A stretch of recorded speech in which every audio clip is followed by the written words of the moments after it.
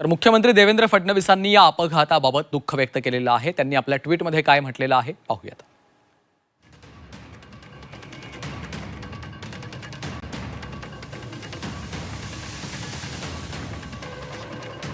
सोलापूर जिल्ह्यातील माळशिरस तालुक्यातील तांदूळवाडी इथे वाहन खासगी शेतामधील विहिरीत पडल्यानं झालेल्या अपघातात काही भाविकांचा मृत्यू झाल्याची घटना अतिशय दुर्दैवी आणि दुःखद आहे।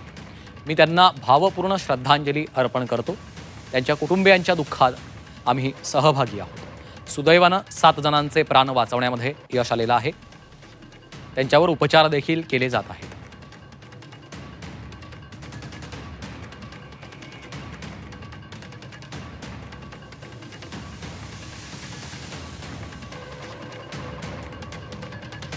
जिल्हाधिकारी आणि पोलीस अधीक्षक दोघेही तातडीनं घटनास्थळी रवाना झालेले आहेत आणि स्थानिक प्रशासनाशी आम्ही सातत्याने संपर्कात आहोत। या घटनेमधील मृतांच्या वारसांना 5 लाख रुपये आर्थिक मदत राज्य सरकारकडून देण्यात येईल।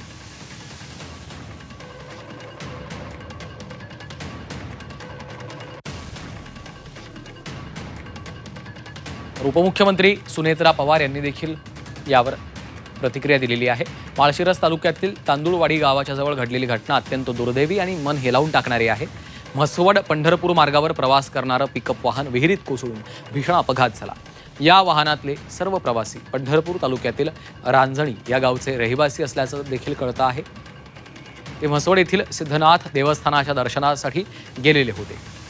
दर्शन आटपून गावाकडे परत येत असताना तांदूळवाडी या परिसरामध्ये हा दुर्दैवी अपघात घडलेला आहे।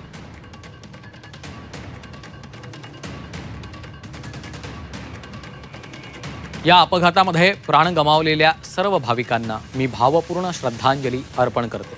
त्यांच्या कुटुंबियांच्या दुःखात आम्ही सहभागी आहोत। मी स्वतः जिल्हाधिकाऱ्यांशी दूरध्वनीद्वारे संपर्क साधून या घटनेची माहिती घेतली असून संबंधितांना तातडीनं आवश्यक ती मदत उपलब्ध करून देण्याच्या सूचना दिल्या आहेत।